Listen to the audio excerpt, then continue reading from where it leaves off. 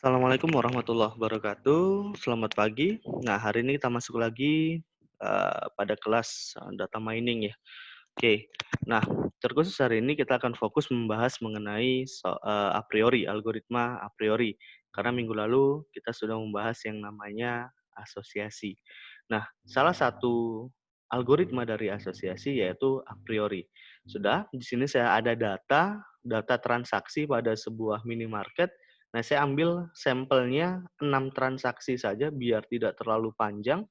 Oke, jadi dari 6 transaksi ini masing-masing memiliki produk-produk yang terjual. Contohnya, pada kode transaksi 001 produk yang terjual yaitu ada pena, roti, mentega. 002 ada roti, mentega, telur. 003 ada buncis, telur, susu, dan seterusnya. Oke, jadi masing-masing kode transaksi memiliki masing-masing produk yang terjual.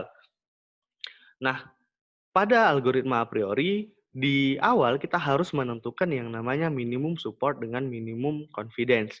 Nah, untuk minimum support di sini saya tentukan yaitu sebesar 30%. Untuk minimum confidence saya tentukan yaitu 60%. Oke. Nah, kita langsung saja ke langkah penyelesaiannya. Untuk yang pertama, nah di sini tadi ada tabel transaksi ya, ada transaksi. Nah, untuk langkah pertama, kita pisahkan dulu masing-masing item. Oke, item itu yang mana? Item itu adalah nama-nama produk yang terjual. Oke, di sini saya pisahkan yaitu ada pena, roti, mentega, telur, susu, sarden, kecap, dan rokok. Nah, ini untuk iterasi pertama dengan jumlah satu item set. Oke, jadi hanya satu barang saja. Sudah? Nah, dari masing-masing item set ini, kita cari yang namanya support count atau berapa kali si item muncul pada setiap transaksi. Oke, contohnya ada pena. Oke, nah jadi support count ini yaitu jumlah kemunculan item pada setiap transaksi. Kita ambil contoh pena. Nah, pena berapa kali muncul pada setiap transaksi? Kita cari di sini, pena. Nah, pada 001 itu ada pena, 002 tidak ada, 003 tidak ada, 004 tidak ada, 005 tidak ada, 006 juga tidak ada. Nah, artinya di sini pena hanya muncul sebanyak satu kali pada transaksi. Oke, nah itu untuk yang pertama. Yang kedua, ada roti. Oke, kita cari berapa support count dari roti atau berapa kali roti ini muncul pada transaksi. Oke, nah di 001 itu ada roti, 002 ada, 003 tidak ada, 004 tidak ada, 005 ada roti, 006 tidak ada. Berarti di sini roti muncul sebanyak 1, 2, 3. Oke, kita buat sini 3. Oke, lalu berikutnya ada mentega. Berapa banyak mentega muncul? Di sini ada 1, 2, 3, 4. Berarti support count-nya yaitu sebanyak 4. Sudah? Nah, berikutnya nanti dilanjutkan aja sampai ke rokok ya untuk support count-nya. Nah, lalu di sini kita mencari nilai support. Oke, rumus nilai support yaitu support count dibagi jumlah transaksi. Oke, support count dibagi jumlah transaksi atau jumlah item dibagi dengan jumlah transaksi. Nah, jumlah item dari pena yaitu 1. Oke. Jumlah transaksi itu ada sebanyak 6. Ingat ya, di sini transaksinya hanya ada 6. Berarti rumusnya nanti yaitu 1 dibagi 6. 1/6 yaitu sama dengan 0,17. Oke. Yang kedua yaitu ada roti. Roti muncul sebanyak 3 kali.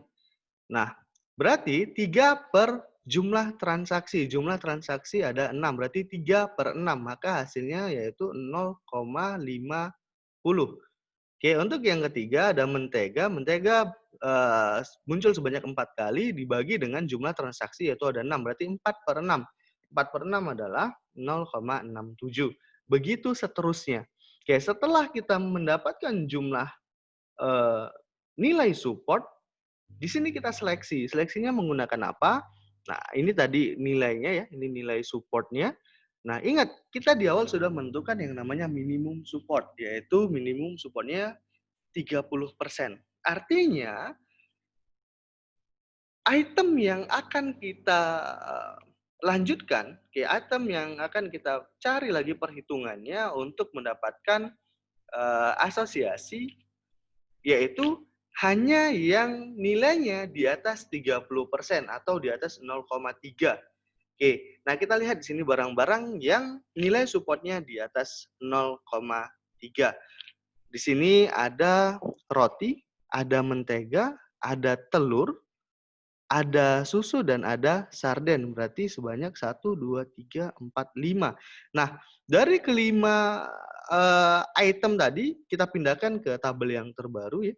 Kita pindahkan aja sini biar gampang. Jadi ada 5 yang nilainya di atas 30% atau di atas 0,3. Oke, jadi ada roti, mentega, telur, susu, dan sarden. Nah, ini namanya data F1. Oke, ini namanya data F1. Dari data F1, kita akan melihat kecocokan atau si roti nanti cocoknya ke mentega, ke telur, ke susu, atau ke sarden. Nah, data-data itu akan kita cari pada iterasi kedua. Oke, caranya gimana? Kita urutkan seperti ini. Ini yang tadi ada roti, mentega, telur, susu. Cara mencarinya untuk dua item set. Untuk dua item set, yaitu ada roti, mentega. Nah, caranya seperti ini. Roti, mentega. Kita tuliskan sini roti, mentega. Lalu roti, telur. Di sini roti, telur. Roti, susu. Di sini roti, susu. Yang terakhir roti, sarden. Oke, berikutnya lanjutkan ke bawahnya, yaitu ada mentega, telur, mentega, susu, dan mentega, sarden. Lalu ada telur, susu, dan ada telur, sarden. Yang terakhir, susu dengan sarden. Oke, nah ini adalah keterangan atau barang-barang dua item set. Oke, jadi ada roti, mentega, dan seterusnya. Di sini kita akan cari nilai support count-nya. Kita akan mencari berapa kali si roti dan mentega muncul secara bersamaan. Oke, roti dan mentega muncul secara bersamaan. Sudah? Nah, kita lihat pada data transaksi awal. Oke, contohnya gini, roti mentega, roti mentega, roti mentega 1, roti mentega 2, lalu roti mentega 3. Berarti di sini ada 3 kemunculan atau roti dan mentega muncul sebanyak 3 kali secara bersamaan.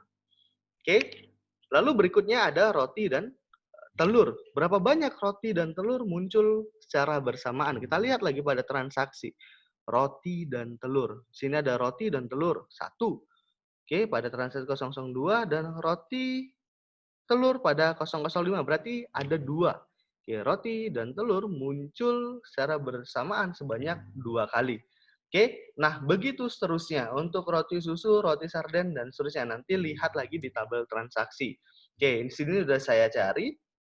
Nah, lalu kita cari nilai supportnya. Nilai supportnya gimana? Sama seperti tadi, yaitu support count dibagi dengan jumlah transaksi. Oke, berarti di sini support count untuk roti mentega yaitu sebanyak 3 dibagi jumlah transaksi, yaitu 6. Berarti 3 per 6. Berarti di sini 0,5. 2 per 6, 0,3, dan seterusnya nanti dicari menggunakan rumus yang sama. Oke, yaitu support count per jumlah transaksi. Nah, setelah itu di sini kita tentukan lagi. Oke, kita seleksi barang-barang berdasarkan dari minimum support yang sudah kita tentukan, yaitu minimum supportnya adalah 0,3 atau tadi kita tentukan 30%. Nah, 30% itu adalah 0,3. Nah, kita lihat di sini barang-barang apa saja yang nilainya di atas 0,3. Di sini ada roti mentega, ada roti telur, ada mentega telur, lalu ada mentega sarden, dan yang terakhir ada telur susu. Berarti ada sebanyak 1, 2, 3, 4, 5. Ada 5 item set. Ini saya pindahkan ke sini. Oke, ada roti mentega, telur, mentega sarden, dan telur susu dengan nilai supportnya masing-masing. Oke, ini 0,5 sama 0,50 sama aja ya. Oke, nah lalu langkah berikutnya, kita akan membentuk yang namanya asosiasi. Asosiasi itu artinya hubungan antara item A dengan item B. Contohnya gini, jika, kita ambil dari yang pertama dulu ya, jika membeli roti, maka membeli mentega. Oke, di sini jika membeli roti, maka akan membeli mentega. Nanti kita akan cari nilai confidence-nya. Nah, lalu dibalik, jika membeli mentega, maka akan membeli roti. Itu nilai confidence-nya berapa? Oke, begitu seterusnya. Kalau dia ada 5 item set tadi, ada roti mentega, roti telur, dan seterusnya, maka di asosiasinya itu ada 10. Karena dia kebalikannya. Oke, ada roti mentega, bawahnya dibalik mentega roti. Kalau dia roti telur, dibalik jadi telur roti. Nanti keterangannya bisa dilihat di sini. Mentega, telur, telur, mentega, mentega, sarden, sarden, mentega, telur susu, susu, telur. Oke, rumus mencari confidence adalah jumlah transaksi mengandung A dan B, kayak ini ya, mengandung A dan B dibagi jumlah transaksi mengandung A. Oke, berarti jumlah transaksi A dan B per jumlah transaksi mengandung A. Oke, nah kita lihat di tabel berikutnya. Jika membeli roti, maka membeli mentega. Nah, membeli roti, maka membeli mentega. Tadi kita sudah punya datanya bahwasanya roti dan mentega ini muncul sebanyak roti mentega itu ada 3 kali. Berarti di sini kita buat jumlah transaksi mengandung A dan B itu adalah 3. Oke. Dibagi jumlah transaksi mengandung A. Kita lihat di sini. Si A atau si roti berapa kali muncul pada transaksi. Jadi bukan lagi dibagi kode transaksi ya, tapi dibagi jumlah transaksi mengandung A. Oke, kita lihat di sini. A-nya itu adalah roti. Oke, roti muncul sebanyak 1, 2, 3. Berarti di sini kita masukkan rumusnya yaitu 3/3. Maka hasilnya adalah 1. Oke, berarti jika dia membeli roti, maka dia akan membeli mentega, nilai kepercayaannya atau nilai confidence-nya itu sebanyak 1 atau 100%. Oke. Nah, pada berikutnya yaitu jika membeli mentega, maka membeli roti. Kalau dia beli roti, pasti membeli mentega. Sekarang kita lihat, kalau dia membeli mentega, apakah akan membeli roti? Nah, kita lihat, berapa kali muncul mentega dan roti secara bersamaan? Munculnya udah pasti sama, yaitu sebanyak 3. Nah, dibagi jumlah transaksi mengandung A. Di sini A-nya adalah mentega. Kalau yang tadi A-nya adalah roti, maka yang kedua ini A-nya adalah mentega. Oke, A-nya adalah mentega. Berapa banyak mentega muncul di sini pada transaksi? Kita lihat. 1, 2, 3, 4. Berarti di sini kita masukkan 3/4, yaitu nilai confidence ya 0,75. Begitu seterusnya. Oke, jadi begitu seterusnya. Nah, dari hasil perhitungan confidence, kita di sini bisa menentukan berdasarkan dari minimum confidence yaitu 60%, maka nilai-nilai yang memiliki kepercayaan yang bisa dipastikan yaitu ada 1, 2, 3, 4, 5, 6, 7, 8. Ada 8 item set yang terbentuk di sini. Yang nilainya di atas 60%, yaitu ada jika membeli roti, maka membeli mentega. Jika membeli mentega, maka membeli roti. Jika membeli roti, maka membeli telur. Jika membeli telur, maka membeli roti. Jika membeli mentega, maka membeli telur ini tidak termasuk. Karena kenapa? Nilainya hanya 0,50. Oke, jadi kalau dia membeli mentega, dia belum tentu membeli telur. Tapi di sini, jika dia membeli telur, maka akan membeli mentega, ini nilainya 0,67. Berarti termasuk bagian dari asosiasi yang terbentuk. Oke, nilainya 0,67. Untuk mentega dan sarden ini tidak termasuk karena hanya 0,50.